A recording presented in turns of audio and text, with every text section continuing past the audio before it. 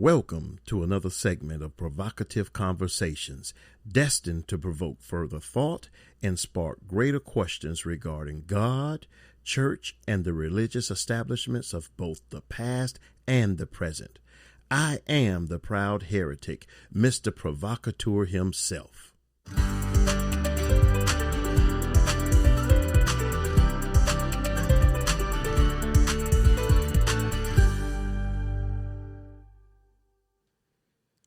Hello. Continuing on with the divine season of the pandemic. This is 2020, the month of September.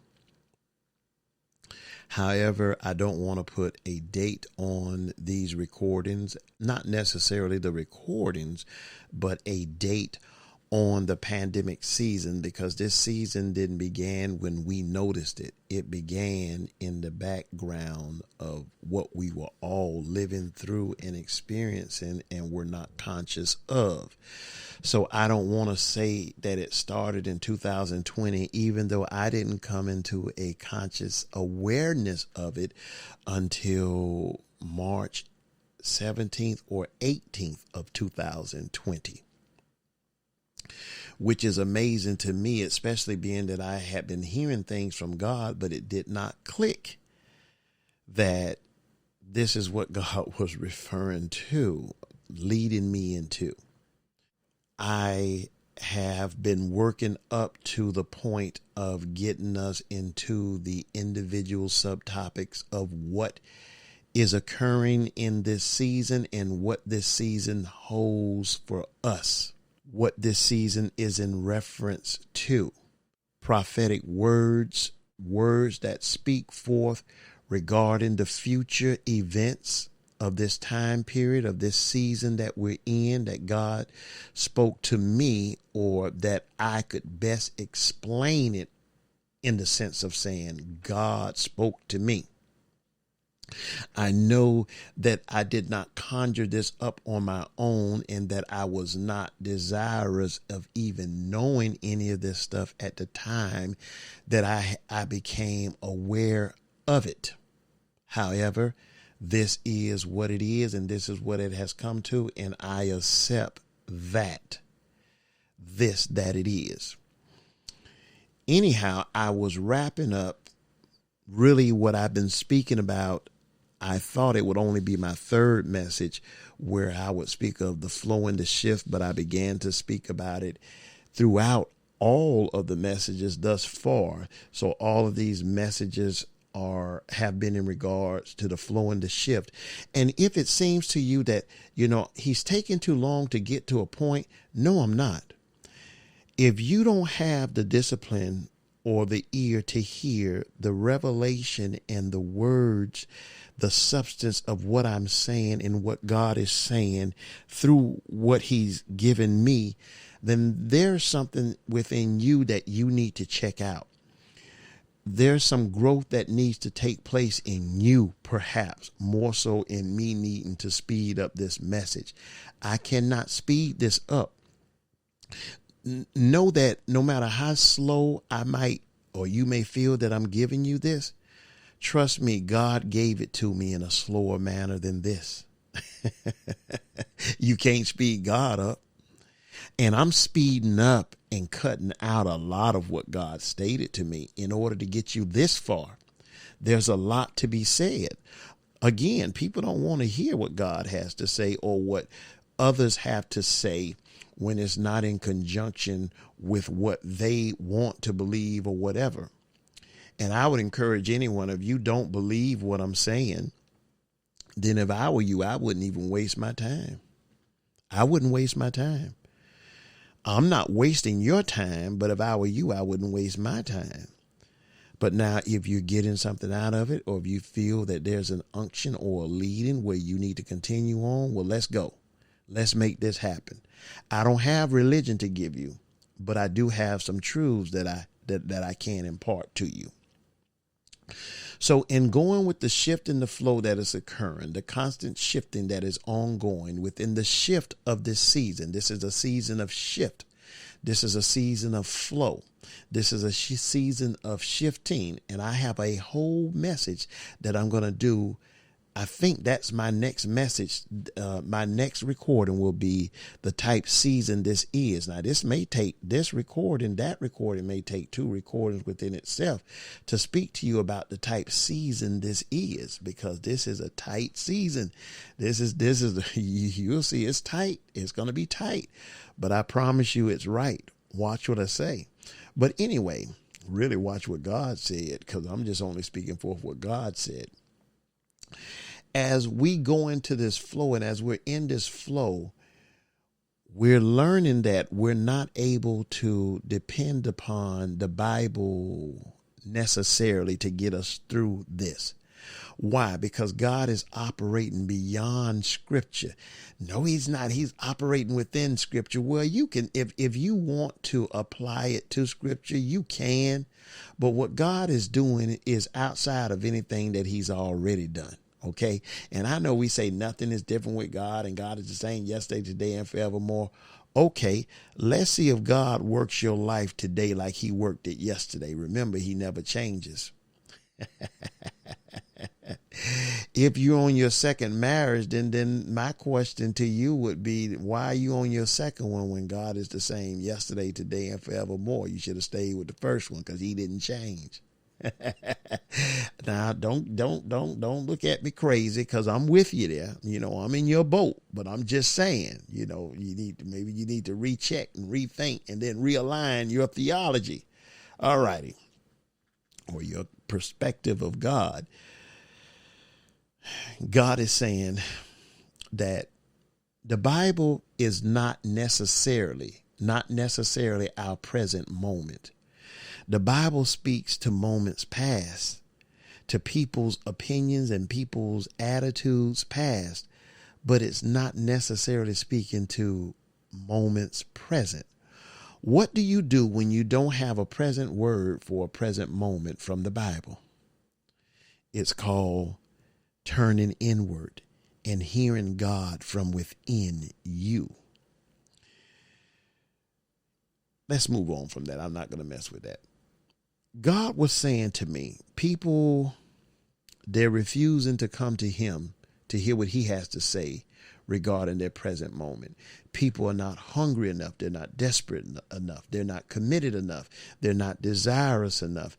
God says, I'm speaking, but the people just aren't hearing, because they don't want to hear what they don't want to hear. And then some do want to hear, but they can't hear for whatever reason. And I don't understand why some hear and some don't. I don't know. Yes, I can come up with some reasons, but I really don't know. And I think it's individualistic, and I really don't know. I just thank God that I do hear. So I'm just going to leave it at that. Preachers and churches have become spiritual.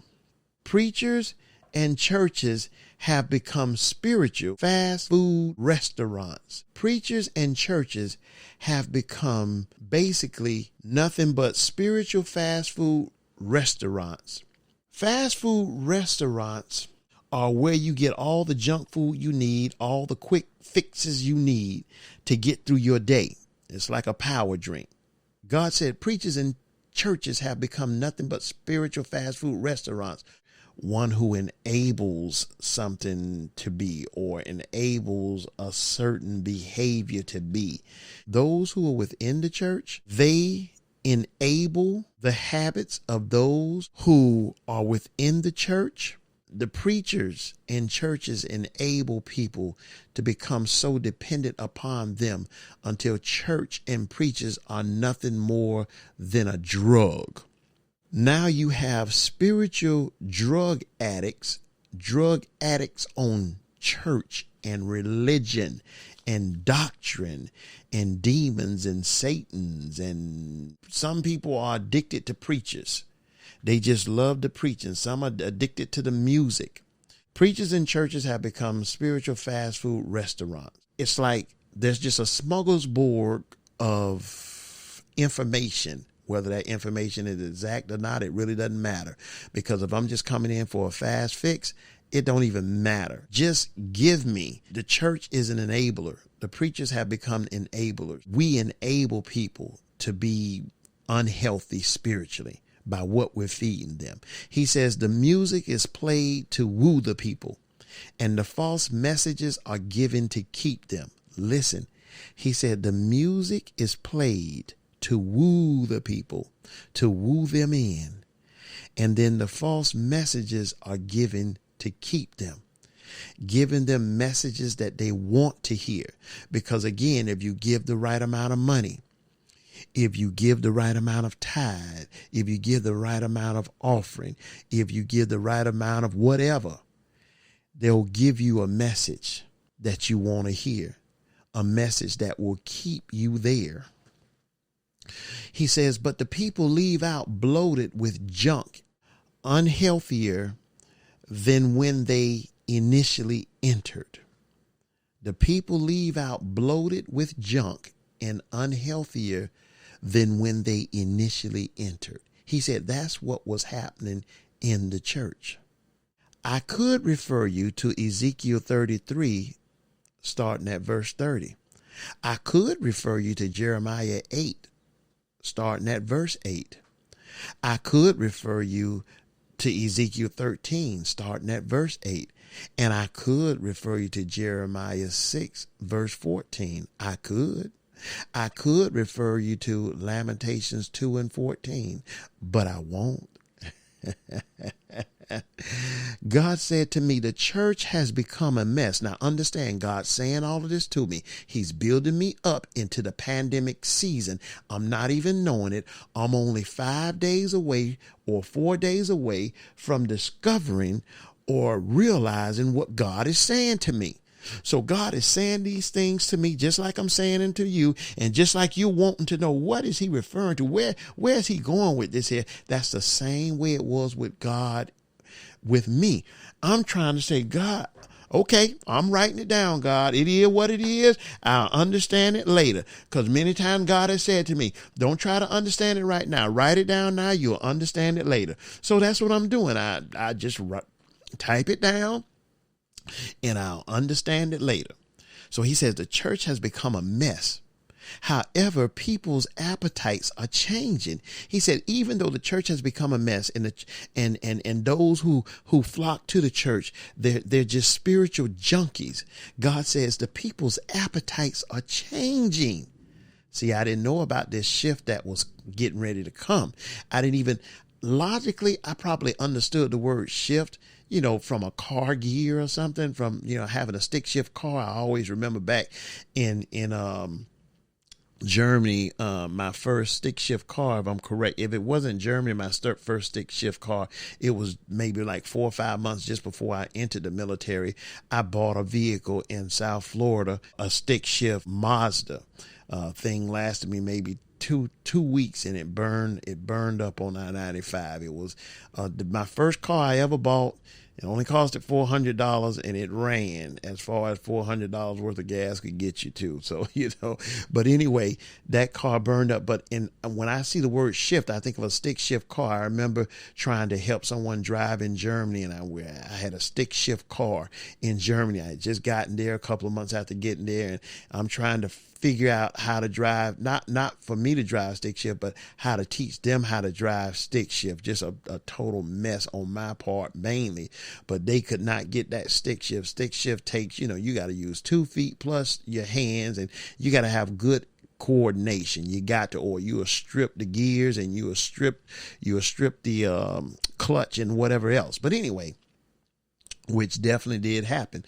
The church has become a mess. However, people's appetites are changing. So I could understand what this word shift meant if I took thought for it, but I didn't take thought for it. But I didn't understand definitely what it meant in the sense of what is happening. I didn't understand that in those few days prior to coming to understand. He says people's appetites are changing. People's appetites are shifting. People's health is becoming more important. People's health is becoming more important. People's spiritual needs are becoming more demanding. I'm still not understanding that people's appetites are shifting, that people's health is becoming more important, that people's spiritual needs are becoming more demanding. People's spiritual state is placing greater demands upon the church. God said people's spiritual states are placing a greater demand upon the church, upon the ministers. People were hungry for more. People were desiring for more. People were not content. They were in a mental, spiritual, internal uproar, and even their lives were in an uproar prior to this pandemic season, and they did not understand what was happening, what was going on. People felt this way. I felt this way for years. What is this, God? Why is it that I feel this way? God said, and the way that people were feeling, their spiritual state was placing a greater demand upon the church, upon the ministers. He says, but the church is unable, not just was unable, but is unable to meet the demands of the people. The church is unable, is not equipped to meet the demands of the people. The church is not able to meet the demands of the people. He says the church is no longer going to be equipped to meet the demands of the current shift. He says the current shift is going to demand more than what the preachers or the church are able to deliver. In other words, the shift, the current state of affairs, the current condition of our world, our communities, our societies, our society, the systems of our different countries, the systems of this world. The church is a system. Neither the preacher nor the church is going to be able to deliver you and grant what you need in your present in this season of the pandemic. It's going to take more of them than you're going to be able to get from them. The church will no longer have its present reach. The church will no longer have its present reach. The church will no longer be able to reach the present state of the people. The church will no longer be able to speak to people's present state because the church will not have a present word. The church only have words from a book that is not necessarily present, though it can be in principle, though it is certain portions of it in principle. The preachers are going to lose their positions. This is what God was saying to me. I did not know what God was telling me. I did not know that the church was getting ready to come to a close. I did not know that the preacher was going to have to close his book and go back into the house. I did not know that the governments were getting ready to close the church down. I did not know that the pandemic was in existence in any of this magnitude or anything. I didn't even know what the word pandemic meant. I didn't understand any of this. Yet God was saying this. The preachers are going to lose their positions. Their positions are going to be replaced. The preacher's positions, come on, bro. How you going to tell me the fivefold ministry is going to end? I rebuke that in the name of Jesus. Let me keep reading. The preachers are going to lose their positions. Their positions are going to be replaced. Their positions in their communities will no longer be needed. Oh my goodness. Did he just tell me that the eternal church will no longer be, their positions in the communities will no longer be needed? Preachers will no longer be called upon, at least not the traditional ones. Preachers will no longer be called upon, at least not the traditional ones. I don't have the fullness of that part right there, but I have in part. But I'll keep going right now. The voices of the church will dwindle. The voices of the church will dwindle. The voices of the church will dwindle. The voices of the church will be hushed.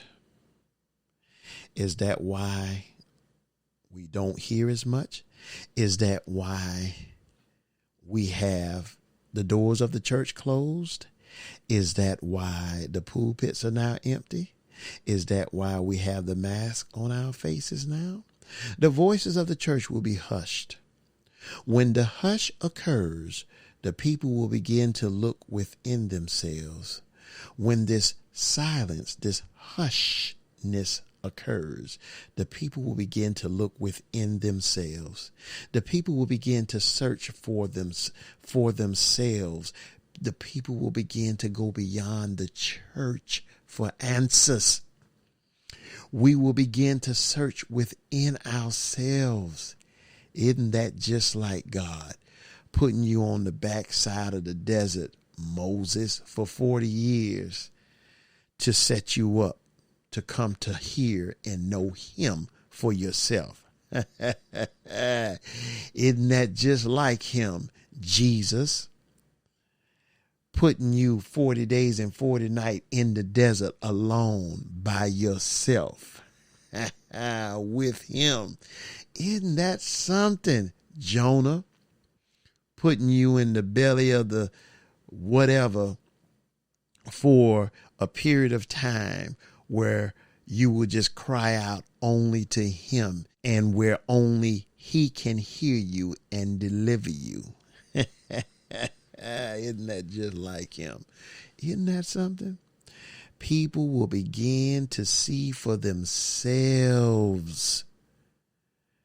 People will begin to hear for themselves. People will begin to hear clearer than they have ever heard. This is what God was telling me. Didn't know what he was talking about.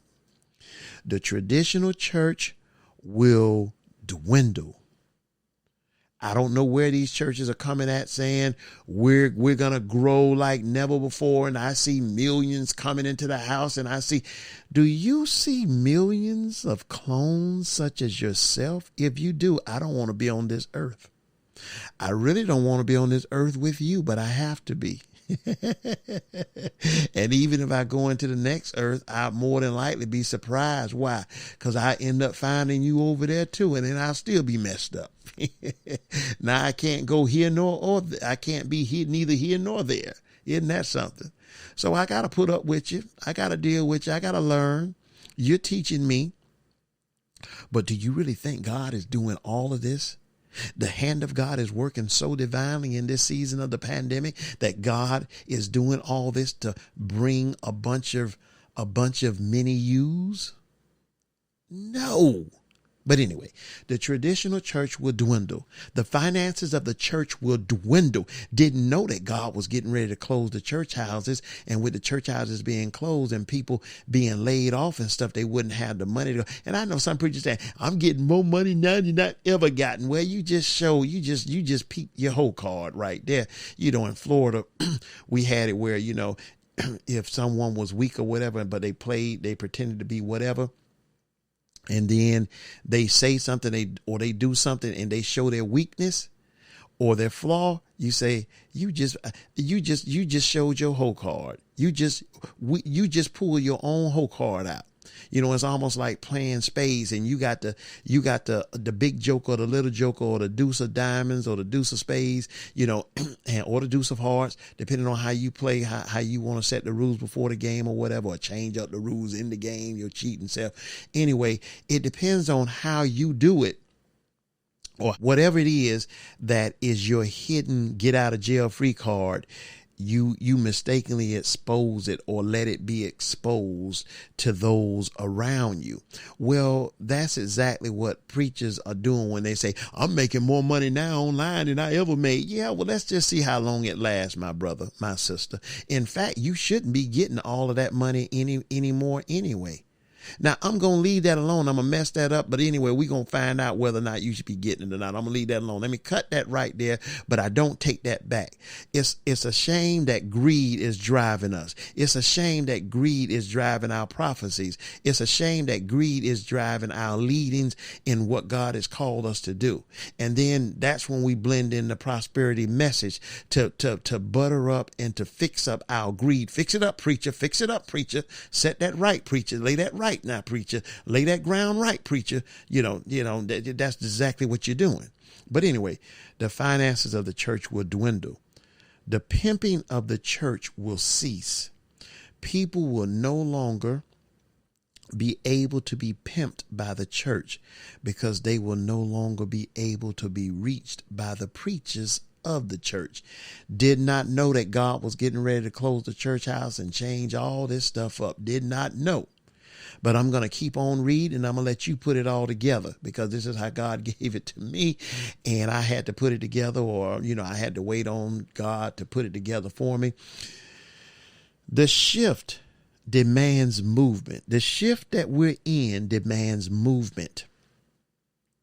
We cannot be stagnant. We have to be moving because this shift demands us to move from where we once were, from how we once believed to what we once practiced.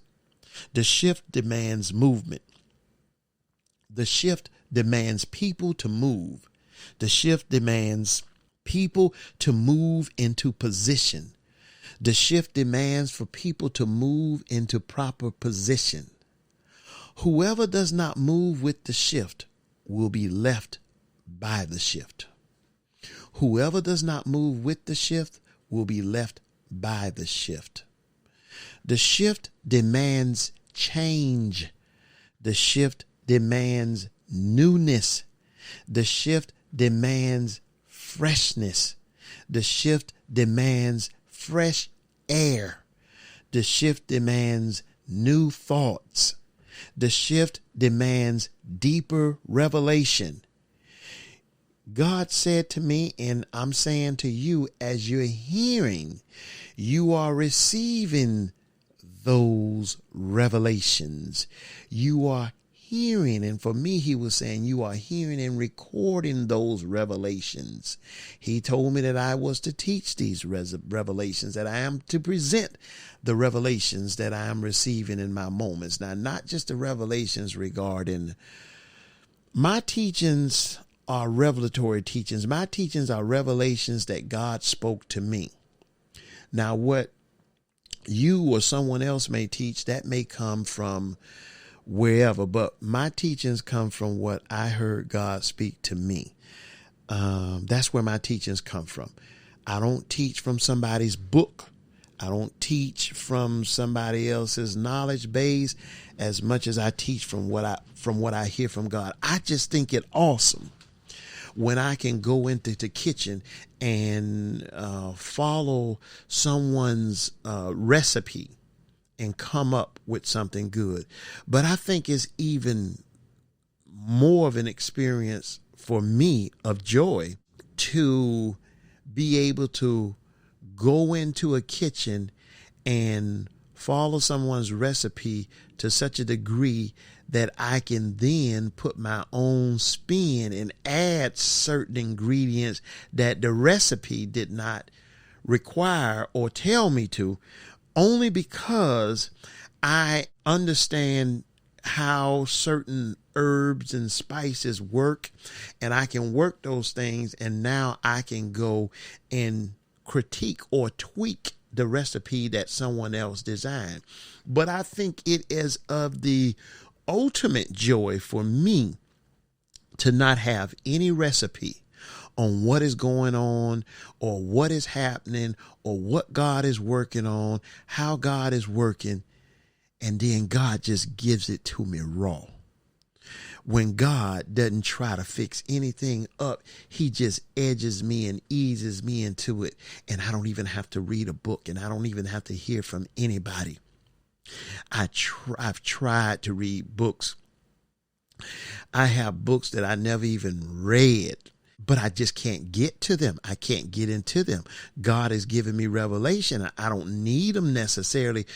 I like books of history. So I not so much, like actual history, but history in the making, meaning like, what was behind King James? What was behind the Bible?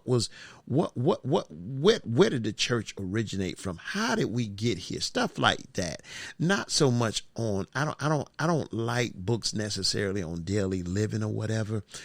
God has me wrapped in that in Revelation. I have so much revelation on those things, that personal, that I don't even want to be tainted with someone else's, whatever, at this point in time. Now, for those who do depend on those things, or who do use those things, and God uses them to use those to deal with those things, I'm not coming against you. I'm just saying what I don't do. This is what I don't do. I like my stuff to come from God raw. I like the raw version. I do photography. I've been doing photography for almost, since I was probably 16. And of course, my game has evolved. And one of the things about evolving with photography is that you got to keep giving up the old in order to gain and begin to understand and then utilize and be creative with the new. And one of the things with photography is, with digital photography, you can shoot the photography in a particular format like JPEG or whatever, but then that camera adds and tweaks what is actually there. It'll give it more color, or add more splendor, or it'll take away color, or it'll wash out certain colors, or whatever, put a fog or haze over a certain color, because it's being processed before you ever put it into your computer. The camera is processing it. But then you have a format that's called RAW, RAW, and that keeps the file in its original, the way that scenery looked in all of its original. But the problem with the raw is that the file size of a raw photo is like 5, 6, 7, 8, 9, 10 times, could be that, or perhaps even more, depending on what type camera you have, of what the original size file is. So now it requires more of you to store that file. You have to have a larger hard drive, a larger flash drive, or a disk drive, or SD card inside of the camera, and a larger computer hard drive or external hard drive for your computer to store it into that and have space for it.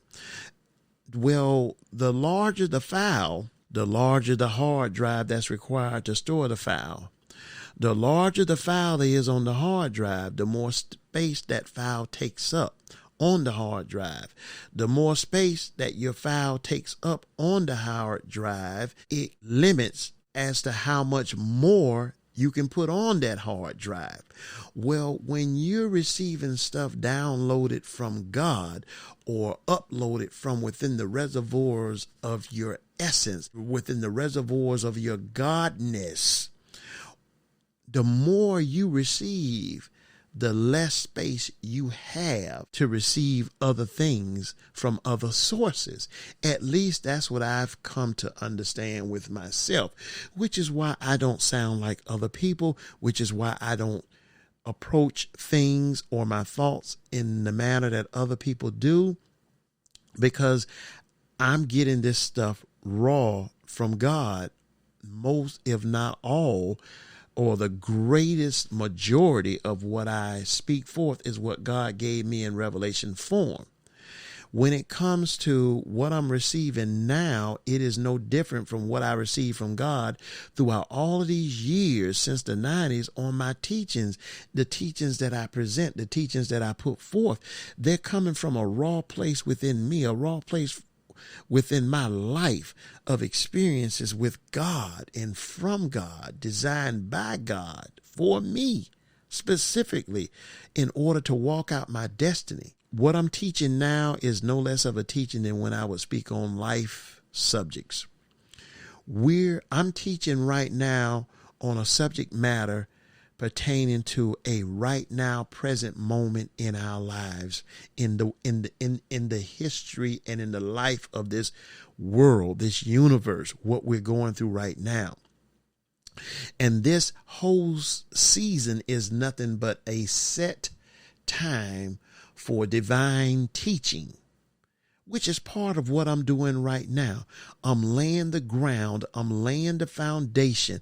I'm laying it out for those of you who cannot hear, have not heard, do not know what God is doing. I'm here to give you insight into what God has stated to me regarding what he's doing, what is happening, what is becoming, what is occurring, what is transpiring, what is inspiring, what is the inspiration behind that which is occurring right now.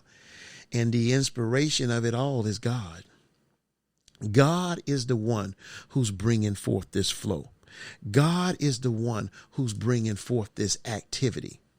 And if you don't see this activity as being God, you will dismiss it, you will deny it, you will curse it, you will rebuke it, and then you will miss it.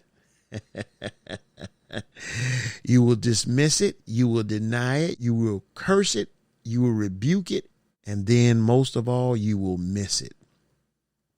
It's not going to stop you from being forced to move forward, but you won't move forward intellectually, not necessarily spiritually, and you won't move forward consciously. You won't be conscious of the moment that you're in, all because you will not believe what God is doing. This is hard, but guess what? It is correct. Again, this is hard, but it is correct. Hard, but correct. But anyway, now that I've gotten all of the preliminaries out, I've gotten where God has stated to me the things that led me into this state of thought that occurred. Well, it was after completing, not necessarily completing March 13th, but when I got into March 15th, God began to say to me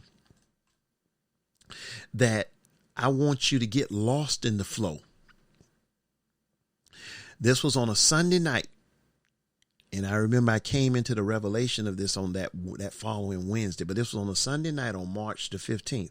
God began to say to me, I want you to begin moving with the flow. Just move with the flow. Get lost in the flow. Let yourself get engulfed in the flow. Just focus on doing what is before you. Just go with the flow. And then he began to speak to me about the presence and the present. And I won't go into that because that's just too much right now. But God was saying to me, all of this movement is about your destiny. It is about the destiny of the universe. It is about the destiny of each of us individually. It is about the destiny of different countries. And God was telling me, get lost in this here. Just get engulfed in this and embrace it. Because in embracing this season, we are actually embracing our destiny.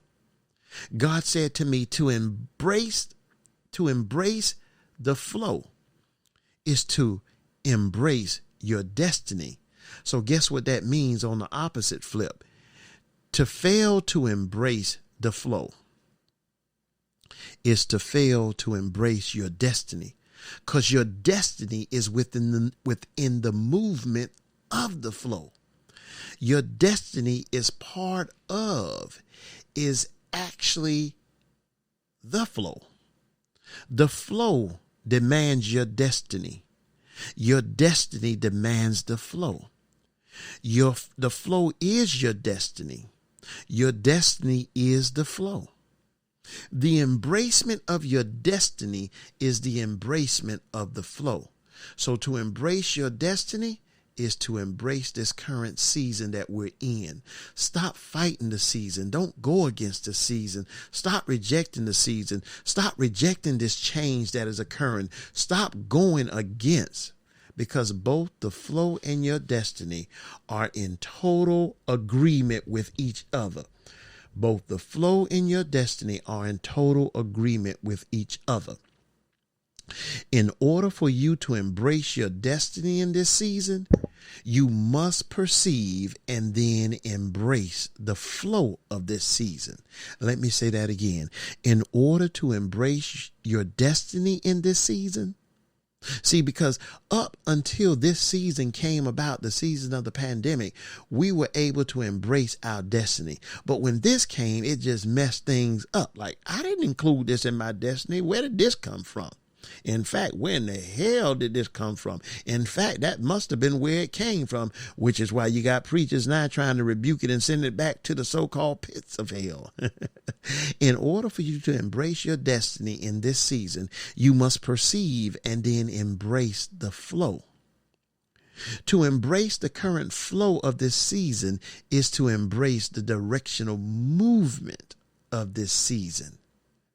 Without embracing the direction of this season, you will forego your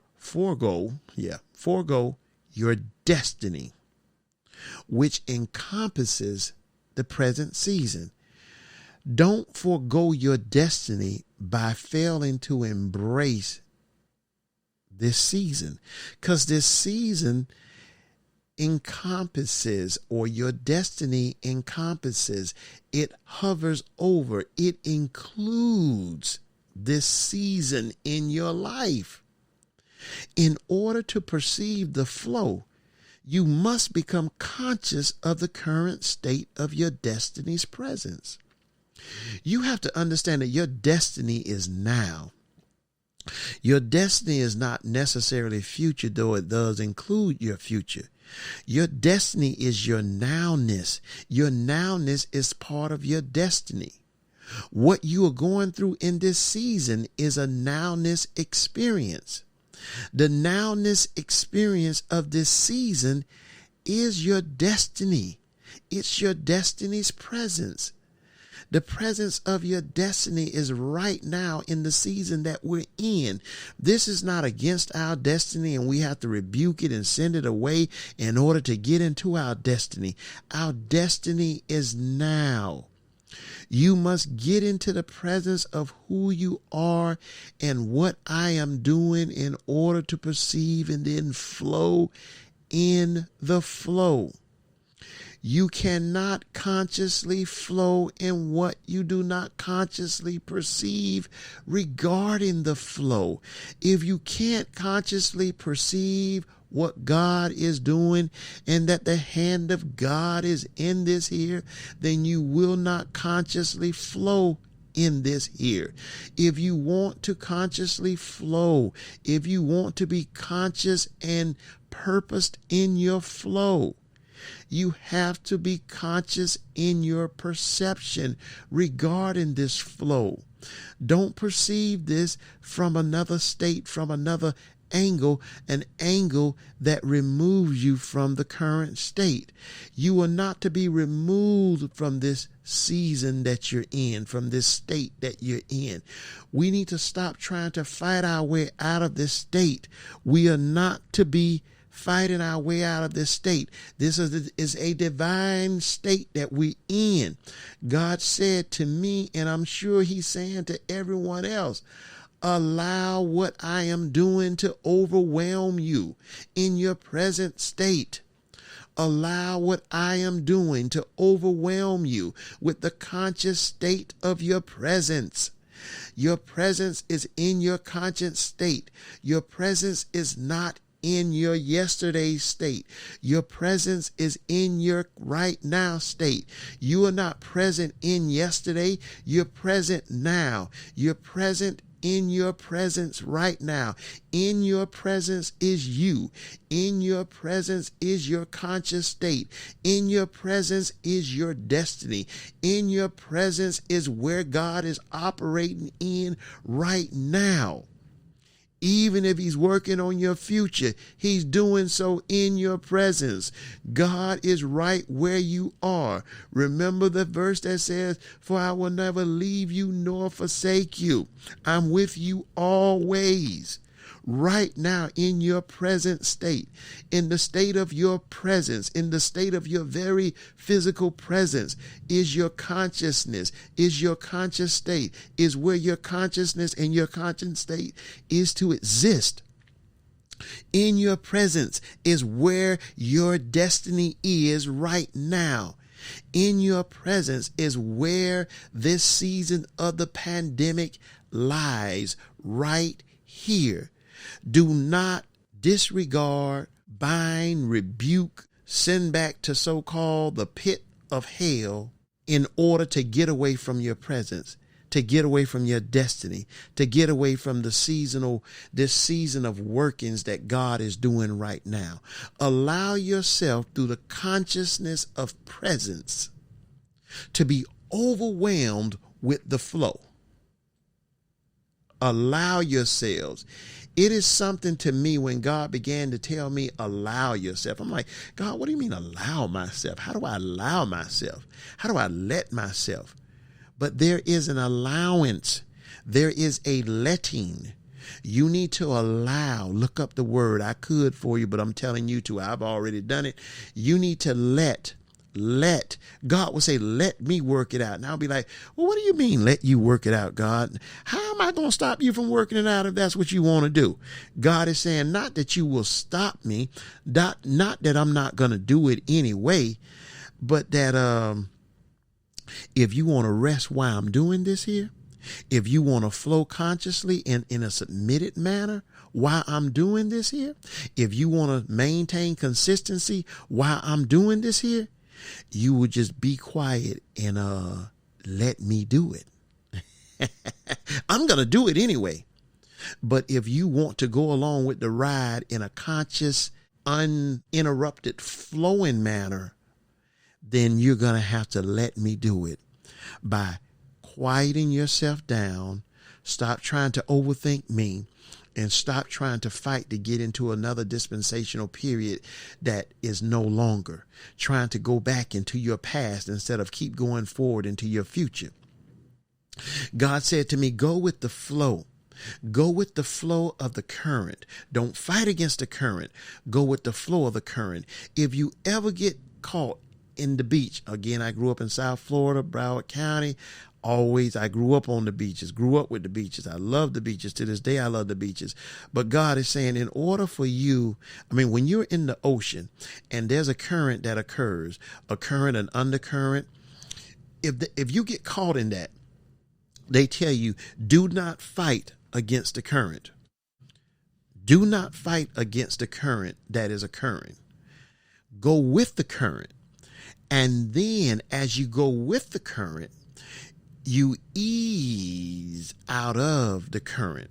Now, God is not telling us to ease out of the current, but what God is saying is you go with the current flow of things. And as you proceed further with the current, you will see yourself easing out of some of these stipulations and out of some of these rules and guidelines by the CDC and whatever else. You will see some of this stuff subside, if not all of it. But it does not mean that now you're going back to what you were used to. God is saying none of that is no more. That what has been will no longer be.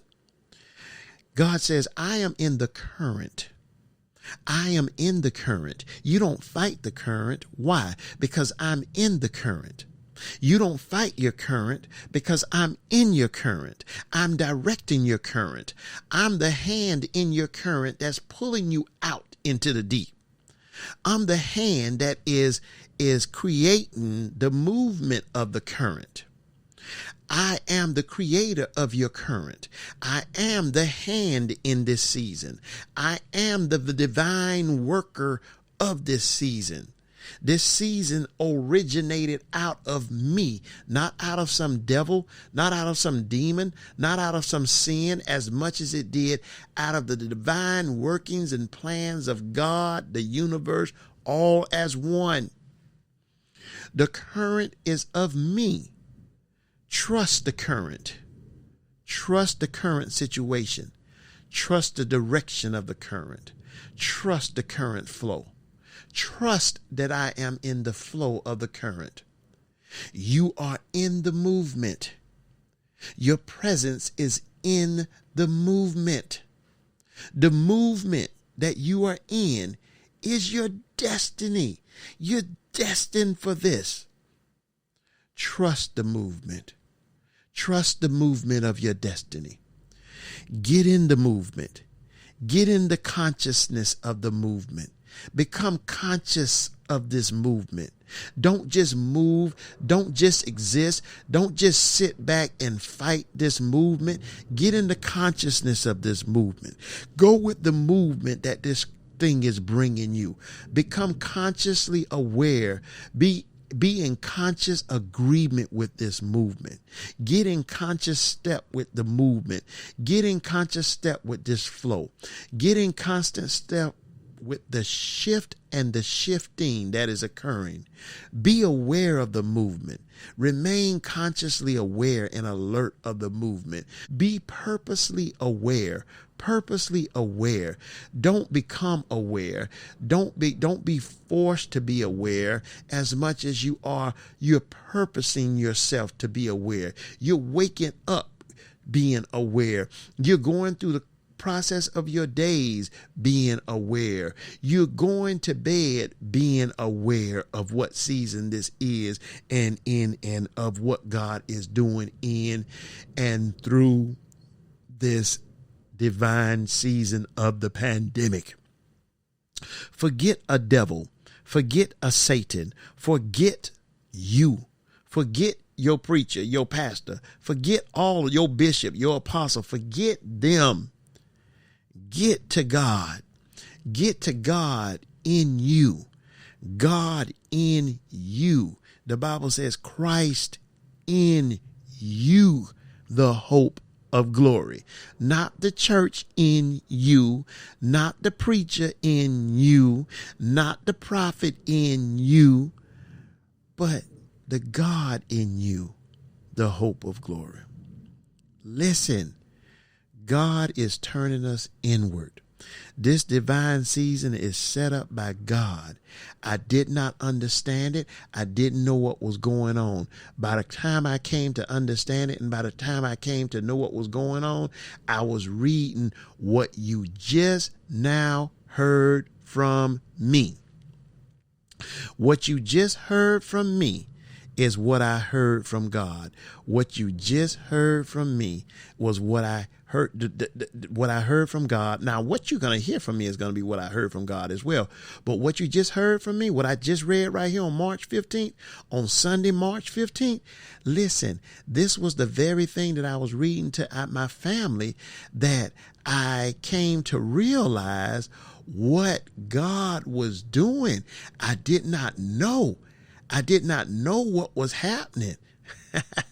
I didn't know what was happening. I didn't know what had happened. God just was talking to me.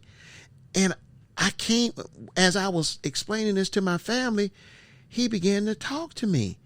And on March 18th was when I became totally conscious of what was happening.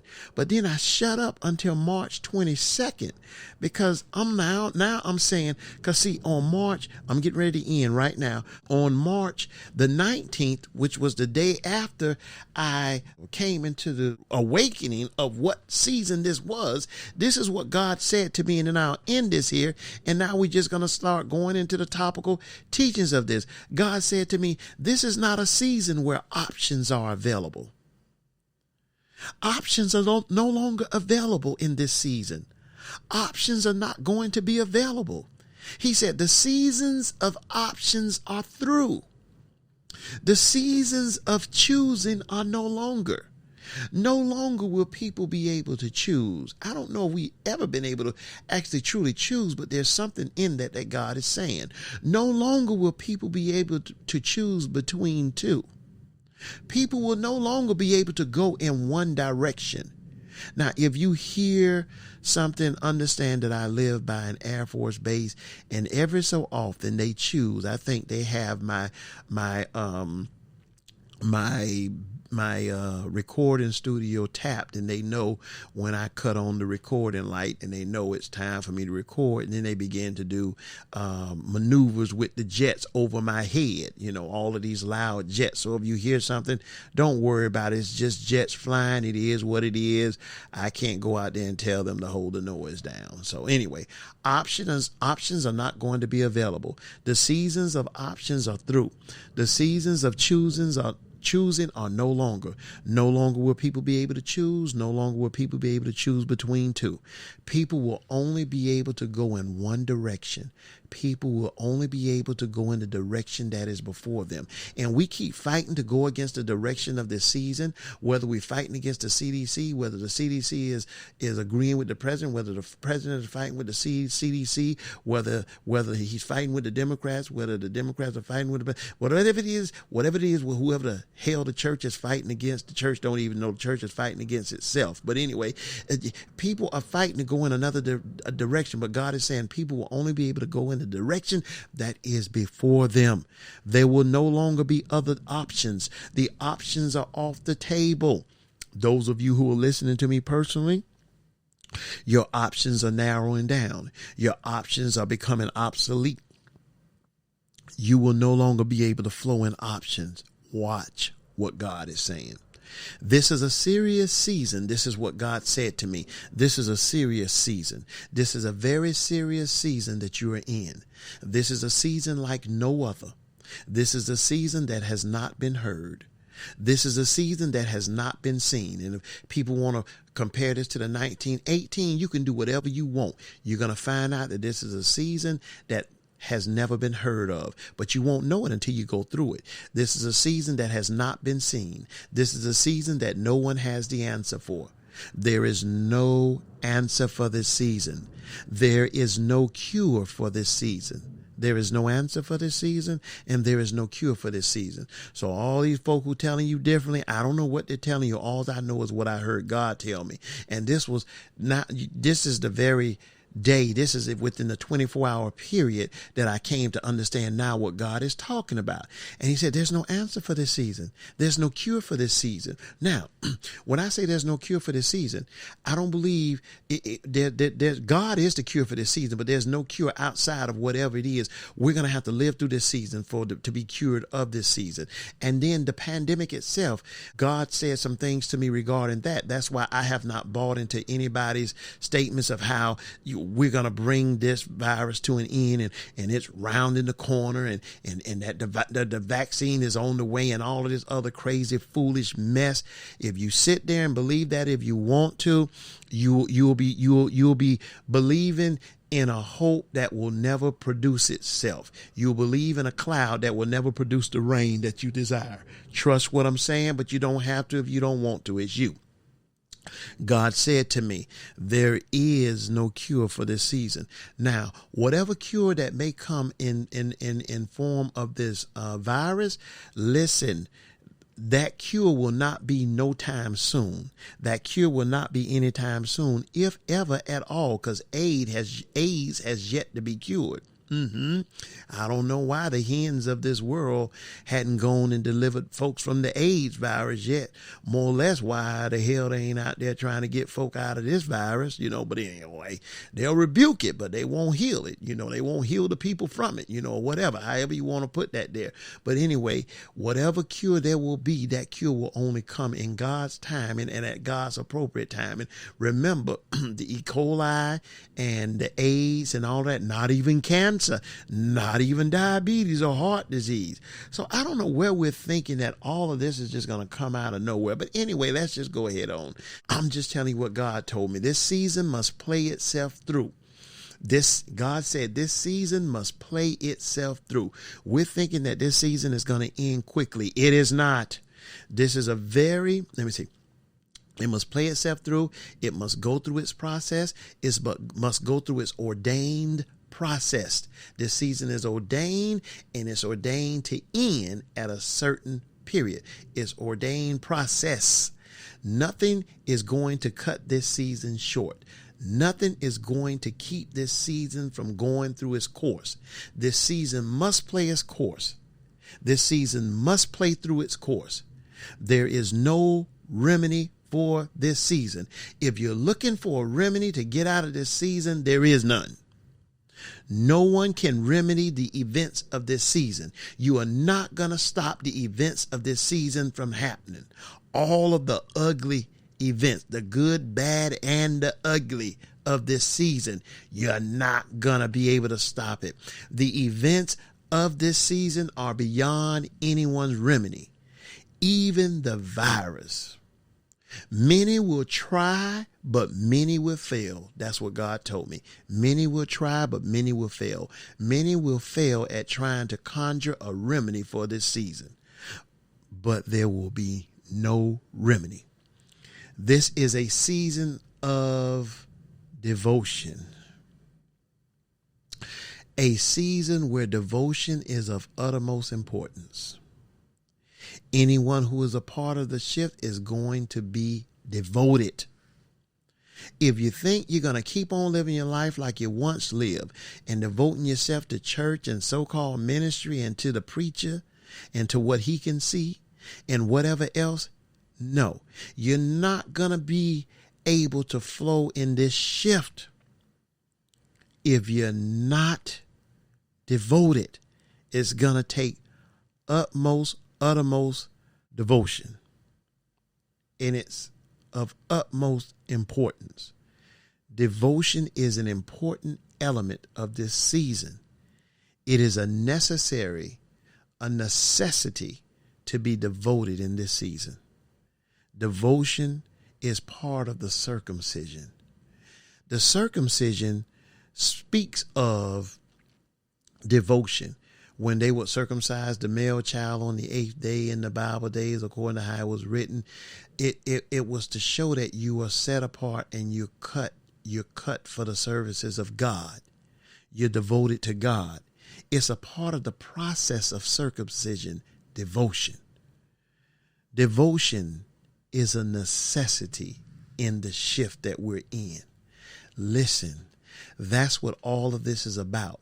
That is how you're going to get into what God is doing in this season, into a working knowledge of it, a working consciousness, a working conscious state of what God is doing in this season. It's going to be through your devotion. You're going to have to be devoted. You're going to have to be committed, devoted and committed to the things of God in order to understand what God is working and what he's doing in this season. Your devotion is of utmost importance. You are not going to be able to half step your way through this system. You're not going to be able to get through this system halfway devoted, 1 foot in and 1 foot out. God is working in such a serious manner and way in this season that is going to have to take a new form of devotion, a new dimension in your devotion to him. Whatever yesterday's devotion was, you have to just super exceed that, because this season demands it. Trust me. This is your time to grow. This is your time to see. This is your time to hear. God is talking. God is speaking. God is doing. God is devoted to what he's doing. And you need to be equally, or at the least, be as devoted as you can possibly be to what he is doing, even if you don't even understand it all. Don't fight against it, because the hand of God is here. If it was Satan, it could have been stopped. It should have been stopped. All this rebuking the church is done, and it's still here. And all of this Chronicles saying, if my people called by my name will humble themselves, and all this other stuff. They say those verses, but yet the church has yet to humble itself. Just because you cry before God, just because you and you get into the church and you put on your prayer cloth and you do a prayer show and all this other stuff, and you go on TV and you say these words and y'all come together and you're still nasty. You're still messed up, and you're still in your religion, and you're still trying to manipulate God into doing what you want him to do for why you want him to do what you're wanting him to do. Not his will being done, his purpose and his plan being done. And if his will just happens to go against your will, then you rebuke it. But I thought you said thy will be done on earth as it is in heaven. God is already laid down in heaven. In the metaphor of heaven, he's already laid it down. Yet on earth, you keep rebuking what he rebuked. And you just figure if I rebuke it on earth, then he'll rebuke it in heaven. Is that the way it works? That's not the way it works. That's the way we want it to work. But God said to me, as I said in the last recording, the church, neither you nor I, we cannot manipulate what God is doing. What God is doing, God is going to complete. And neither you nor I can do anything about it, so we might as well get with the program. Okay, I've done that. Now let's begin to move into what God told me. And I'll begin from topics of what God stated to me. Again, God stated to me some things 22 times, but other brief moments, too, brief periods, but 22 lengthy periods. So I'll begin on the next one to speak on the type season this is. I appreciate you listening. I hope this is helping you. If it's not, I don't know what to tell you. I'm doing my best. God help me. I'm human, and I don't use my humanity as an excuse. It took months for me to lay this out. It took literal months for me to lay this out. Never mind the amount of time it took for me to hear this from God, to record it, and to write it down or to type it down, and then to go back and look up the wordings that he was speaking to me in, do my wording checks and all, and define the words that he was using with me. Whether I understood those words or not, I want to make sure I understood them. It took a long time. And then it took a long time for me to lay this out. It took June, the month of June, the month of July, the month of August, and half of September for me to even lay this out, to be able to begin to record it on audio. And I'm not even to the point of video yet. Isn't that something? I can cut it on at any time. But that's not what I want to do. I want to do this here right now in podcasting so that I can go in great detail. And then on the videos, I'll do and say what I do and say. But anyway, there you have it. Please continue to listen. Use this as your lessons. Use this as your Bible study. Use this here as what you need to know, because listen, at any day now, we're going into the darkest period that we have ever experienced, especially here in this united, divided states of America that was never ours. Yes, and you need to know what you're going into. So I'm here to tell you, and I'm not charging you to tell you. Here you have it. Please keep listening. Stay tuned to the next one. Thank you. I appreciate you. I thank you. God knows I thank you. And may we continue to do what we're doing.